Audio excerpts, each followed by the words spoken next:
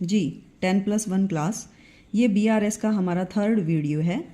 आज हम एक क्वेश्चन सॉल्व करेंगे जो पासबुक से स्टार्ट होता है। अब तक हमने क्वेश्चन किए थे जो कैश बुक से स्टार्ट होते हैं, बट आज हम क्वेश्चन करेंगे जो पासबुक से स्टार्ट होता है। देखिए यहाँ पासबुक का आपको ओवरड्राफ्ट क्या होता है, नेगेटिव बैलेंस होता है 15,000 का, तो नेगेटिव बैलेंस है, ये माइनस कॉलम में आएगा।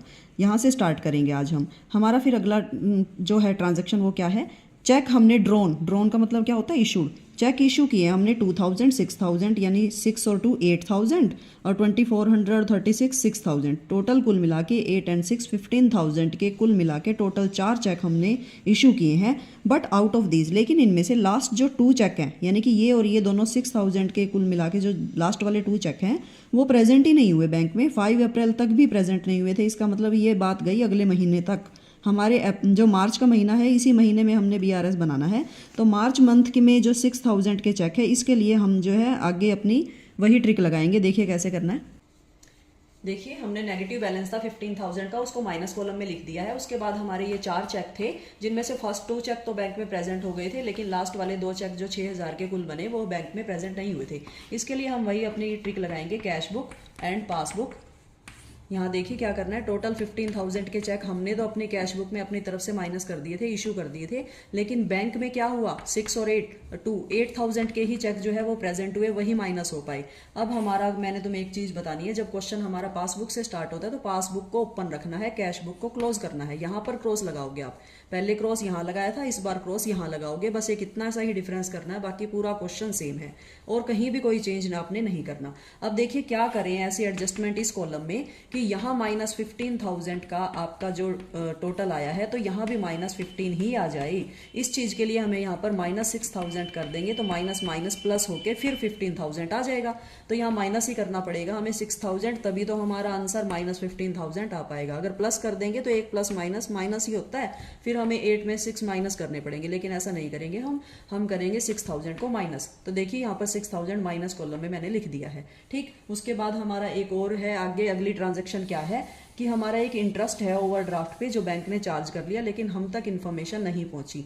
वो कितना था, 845 का। तो इंटरेस्ट तो हमेशा माइनस ही होता है ना, चार्ज करते हैं, तो हमारे पास इन्फॉर्मेशन नहीं पहुंची, यहाँ पर क्रॉस लगाएंगे। तो अब क्या करें कि यहाँ 0 और यहाँ भी 0 ही आ जाए, हमें ये प्लस करना पड़ेगा 845। ठीक, 845 को प्लस कर देंगे तभी एक प्लस और माइनस 0 बन पाएंगे। यहाँ प्लस है तो हमने इसको 845 को प्लस कॉलम में लिख दिया। नेक्स्ट देखिए थर्ड हम क्या करेंगे। थर्ड हमारी ट्रांजेक्शन है, इसमें हमारा क्या था, एक हमारा आउटस्टेशन चेक था, 20,000 के चेक थे हमारे।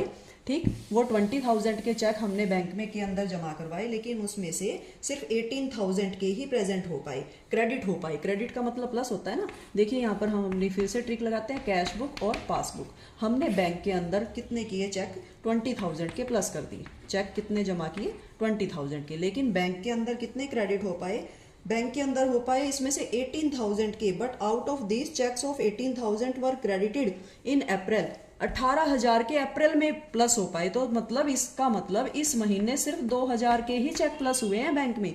यहाँ क्रॉस लगाएंगे और अब क्या करें कि यहाँ पर इस कॉलम में हम ऐसा कुछ करेंगे कि यहाँ पर जो हमारा टोटल है ना, प्लस का 20 आ जाए।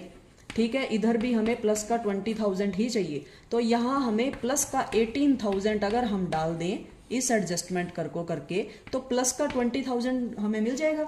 ठीक है ना, 18 और 2 कितने होते हैं, प्लस 20 हो जाते हैं। तो 18,000 को हमें प्लस में यहाँ पर डाल देंगे, तभी हमारा यहाँ पर 20 बन पाएगा। इसको यहाँ पर लिख देना, जो भी इसकी डिटेल है, क्या लिखेंगे, चेक पेड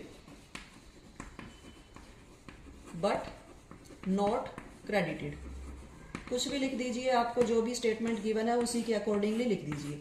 एक लास्ट हमारा और है जिसमें क्या था, हमारा 4th नंबर पे क्या था, एक लास्ट ट्रांजैक्शन है इसके अंदर कि 200 बीइंग चैम्बर ऑफ कॉमर्स, हमने कोई फीस पे करी है किसी को और बैंक के थ्रू पे करी है स्टैंडिंग इंस्ट्रक्शन पे। तो स्टैंडिंग इंस्ट्रक्शन पे जब हम कुछ पे करते हैं तो बैंक ही हमारे इंस्ट्रक्शन के आधार पर वो चीजें अपने आप पे कर देता है।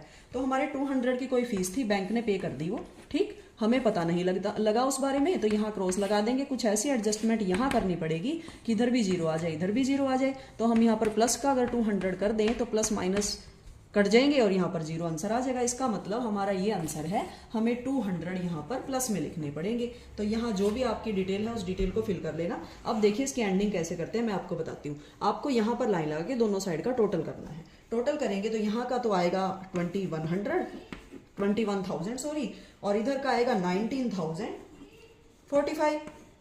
इसमें से ये माइनस करने पर हमारा जो बैलेंस है वो बनेगा 1955।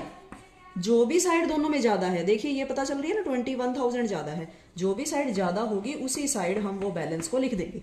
ठीक, अब बाई चांस देखो ये बैलेंस यहाँ पर ज्यादा आया है तो माइनस साइड है ये। अब माइनस साइड को आंसर यहाँ लिखना बहुत जरूरी है ढंग से, ठीक तरीके से। देखिए कैसे लिखेंगे, ये पासबुक है ना, तो आंसर आपका श्योर कैश बुक में ही आएगा।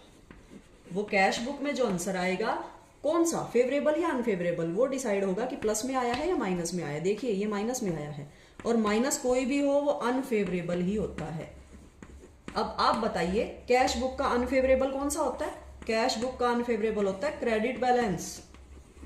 ठीक है, इस तरह से आपका क्वेश्चन सोल्व हो जाएगा। Okay, thank you.